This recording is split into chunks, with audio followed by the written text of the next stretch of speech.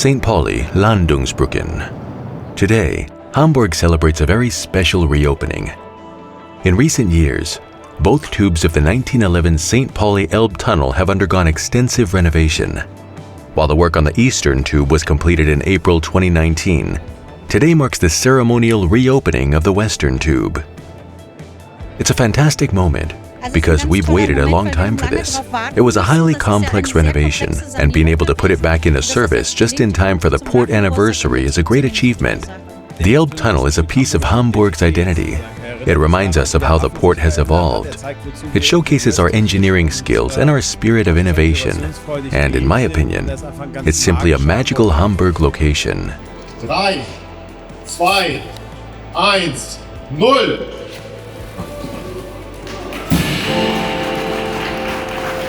It's been a hard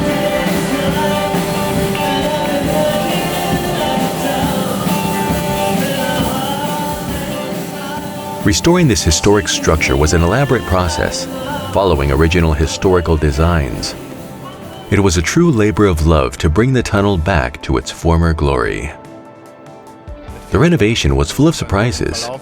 Originally, we just wanted to change the wallpaper, so to speak, replace a few individual tiles, but unfortunately, we discovered moisture behind them.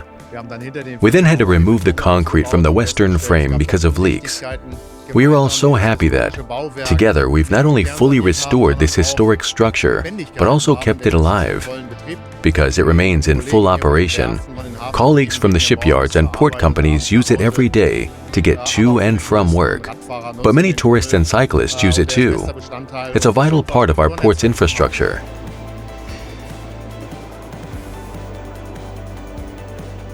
Down here, you're working underground, and as you can see, there are no ramps or long driveways into the tunnel.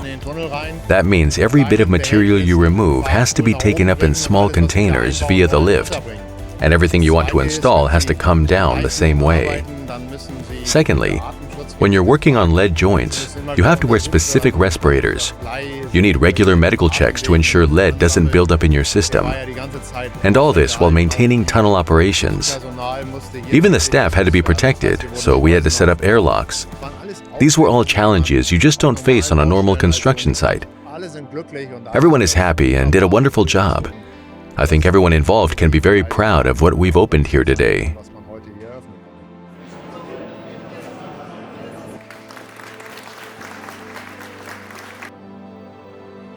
With the renovation of the western tube complete, 2 equivalent tunnel tubes are now available.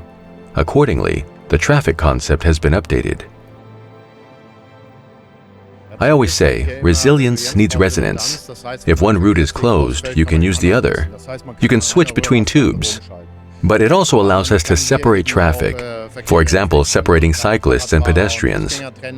But what's really special about the St. Pauli Elbtunnel is the high demand from production companies, photo studios, and musicians who want to use the tubes for events. Now we have the flexibility to use one tube for events or attractions while keeping the other open for traffic. Coming down here and just walking through this tunnel in peace, it's fascinating, especially looking at the tiles. There are so many different animals to discover and beautiful mosaics. It's truly great art. It's just so much fun. You could spend hours here. I'd advise anyone visiting the port anniversary to take the time to really enjoy this building. Grabbing your family or friends and just strolling from one side to the other, or cycling through, it's a very special experience. The hard work of the past years beneath the Elbe has paid off. The Elbtunnel is now well prepared for the future.